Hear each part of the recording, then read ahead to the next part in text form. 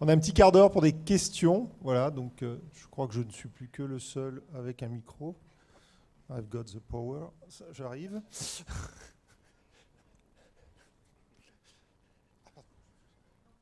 Ah, c'était là. J'ai un défaut de vision. C'est pas grave. Bonsoir, Françoise de Faucheur. Juste pour dire, alors, intelligence artificielle, même pas peur. Moi, j'ai un peu peur parce que j'habite dans les Côtes d'Armor. Donc, bon. Ce qui me sauve, c'est que je suis en retraite depuis le 1er octobre. Mais à part ça, voilà. Ce que je voulais dire par rapport à ça, c'est on voit bien, et à plusieurs reprises dans la journée, on a identifié, on a dit, il faut former à d'autres compétences, il faut former à d'autres missions. Oui. Maintenant, moi, une autre question que j'ai, c'est quid de l'impact et de ce que les syndicalistes, enfin nous, les syndicalistes et aussi les entreprises, qu'est-ce qu'on va avoir à faire et à dire sur la formation au vu de la réforme qui vient de sortir sur la formation professionnelle, donc au sein des entreprises.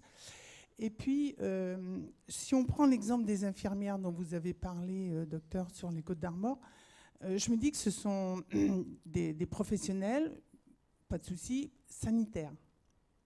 On va leur demander, et ils ont choisi un métier, ils viennent d'arriver, sur du sanitaire. Ça ne se limite pas à ça, et on dit d'autres missions pourraient être de pouvoir accompagner, d'anticiper, est-ce que c'est possible de retourner au travail? Et là, on est plus sur un accompagnement, pas que social, mais beaucoup plus social que sanitaire. Donc, quelles sont les prérogatives d'un choix de métier au départ, au moins dans votre secteur professionnel, et comment on fait à orienter et à amener les salariés vers d'autres métiers qui ne leur étaient pas forcément prédestinés ou auxquels ils n'avaient pas pensé. Alors c'est là où effectivement l'intelligence artificielle, on sait que ça ne peut pas répondre à tout, puisque là, concrètement, j'ai fait la mesure lundi, je vous en ai offert la teneur en prime time, comme on dit, sur la diminution de l'activité de nos infirmières. Effectivement, à partir de lundi, moi, mon rôle de manager, qui va aussi changer, parce que vous voyez qu'on a inventé ou co-construit un métier sur l'année 2017, stabilisé en 2018, et nouveau système de requête, là pour le coup, d'algorithme, qui modifie de manière majeure un métier. Donc moi, à partir de lundi, leur métier, il va falloir que je le reconstruise. Donc on a aussi une atteinte, ça modifie tout le monde, y compris le management, très concrètement. Bon là, je ne vais pas vous cacher que j'ai quand même quelques idées. Et que, oui, on va pouvoir en fait, aller dans le sens de l'accompagnement, comme disait Odile tout à l'heure, c'est-à-dire que le médical n'est pas dissociable du social. On a en face de nous des personnes. Même si le service du contrôle médical est vécu d'abord et avant tout comme un organisme de contrôle, il ne doit payer, l'assurance maladie ne doit payer que ce qui est payable à bon escient. Là, ça ne va pas nous empêcher de profiter de leur expérience antérieure, même si on a perdu quelques assurés en route, par exemple pour aller accompagner au retour à l'emploi, et tout le monde sera gagnant, y compris l'assurance maladie sur la durée d'arrêt de travail. Par exemple, les femmes qui ont eu un cancer du sein, qui n'est pas d'une énorme gravité, en s'aidant par exemple de la Ligue contre le cancer, en s'aidant du service social, en s'aidant du médecin traitant, du médecin du travail, pour un retour plus rapide à l'emploi. En réalité, on ne fera que du gagnant-gagnant.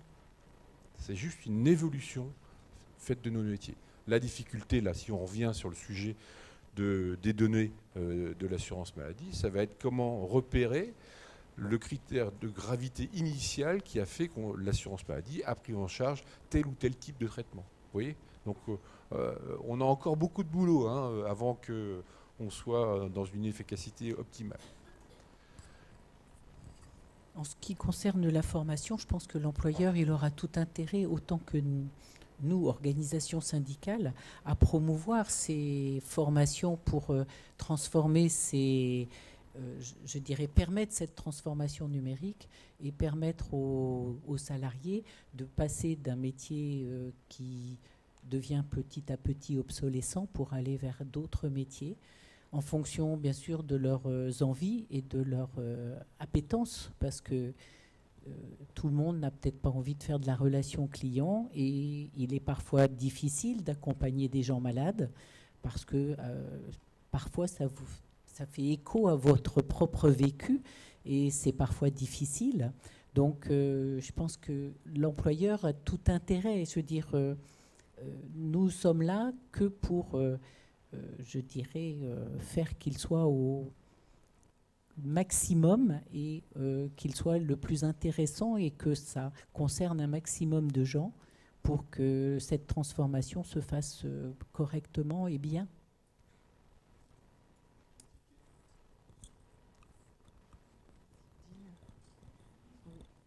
Une question ? Il y a une petite question par SMS qui vient compléter ce qui vient d'être dit. C'est justement ce temps gagné, enfin cette transformation. Est-ce que ce temps et cette transformation est un sujet de dialogue social aujourd'hui ? Question piège. Alors, moi, je pense que c'est toujours un sujet de dialogue social, hein, ça c'est clair, puisqu'on voit bien que l'évolution et la rapidité d'évolution des métiers font que si on ne discute pas entre nous, oui, on n'y arrivera pas. Voilà, ça c'est sûr. Mais la contrainte qu'on a sur le temps de travail aujourd'hui, pour ce qui concerne l'assurance maladie, elle n'est pas aux évolutions métiers. Elle est au fait que depuis cette nouvelle COG, ces contrats d'objectifs et de gestion avec l'État, il porte en particulier sur le taux de remplacement de nos personnels, qui ne porte plus, comme l'État l'affiche mais ne le fait pas, que sur le taux de remplacement sur les départs en retraite, mais sur tous les départs. Donc la contrainte, là, elle est extrêmement forte. Donc on a effectivement tout intérêt à investir massivement dans la formation et l'accompagnement des personnes dans la transformation de leur métier. Pour compléter, ça fait peut-être pas la une des journaux, mais sur la période de la COG, là, cette convention d'objectifs et de gestion avec l'État, sur les 5 ans à venir, c'est moins 4500 postes à rendre.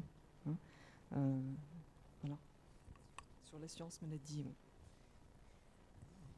Aussi, il faut penser une chose, c'est que ce temps qui est libéré aussi, il est aussi, je dirais, occupé par le fait qu'on a de plus en plus de demandes de prestations. Les prises en charge sont de plus en plus importantes, sont de plus en plus lourdes. Et, comment dire, pour pouvoir réguler le système de soins, il est demandé de plus en plus aux médecins conseils de contrôler ces prestations ou, si elles ne sont pas contrôlables, elles sont sous condition. Donc la même chose, c'est-à-dire qu'à posteriori, il faut les contrôler pour pouvoir savoir si elles ont été prescrites à bon escient et selon les conditions qui étaient mises dans la loi. Donc on a une perte de personnel puisque la COG nous demande une diminution du nombre de personnes, mais on a aussi une augmentation du nombre d'avis que nous donnons ou de contrôles que nous avons, qui sont liés au fait qu'en sortant des produits hyper techniques, on va dire, on parlait tout à l'heure de l'hépatite C, la prescription de ces médicaments est très encadrée et elle répond à des conditions médicales qui, donc a posteriori, peuvent être contrôlées. Donc, tous ces éléments-là font que on n'a pas encore assez de temps. Est-ce qu'il y a une autre question dans la salle ? Oui, ça sera la dernière question dans la salle.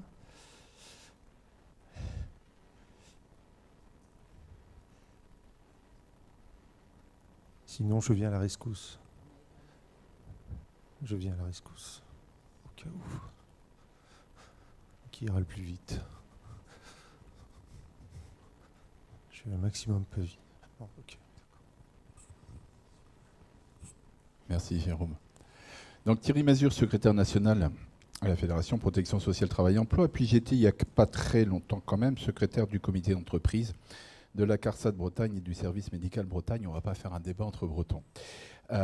Mais intelligence artificielle et santé des salariés et des Français. Il y a un aspect que vous n'avez pas souligné, mais que je souhaite, moi, dire ici, c'est que les données de la CNAM que vous avez présentées Ces données ont permis et permettent encore aujourd'hui de mettre en place des plans de prévention en matière de risque de santé pour nos concitoyens et pour les salariés dans nos entreprises.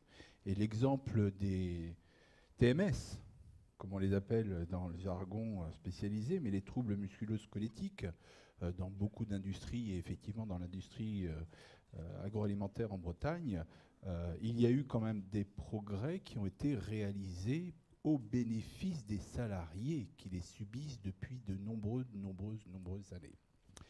Ce travail de prévention, que vous n'avez pas trop évoqué, contrôle, ça vous l'avez évoqué, mais également de réparation, il se fait aussi avec l'ensemble des acteurs. Et où nous, syndicalistes, nous sommes dans cette mouvance-là. Je pense, et je ne vais peut-être pas être exhaustif, mais les agences régionales de la santé qui mettent en place des politiques de santé publique en France. C'est aussi le ministère du Travail, avec tous les collègues qui agissent au quotidien sur les conditions de travail dans les entreprises. C'est aussi les salariés, les préventeurs des services prévention qui sont en CARSAT, avec qui vous travaillez. Vous avez dit aussi le service social, mais c'est aussi tous nos élus CHSCT qui font un énorme boulot dans les entreprises pour rassurer, pour mettre les employeurs face à leurs propres responsabilités des risques qu'ils font courir au quotidien pour les salariés. Et c'est ce boulot en commun que nous devons faire, tous les acteurs où nous sommes, pour faire en sorte que la santé des Français et la santé des salariés ne soit pas gérée qu'uniquement qu'en termes de contrôle et de prévention, de réparation, mais bien en amont en termes de prévention.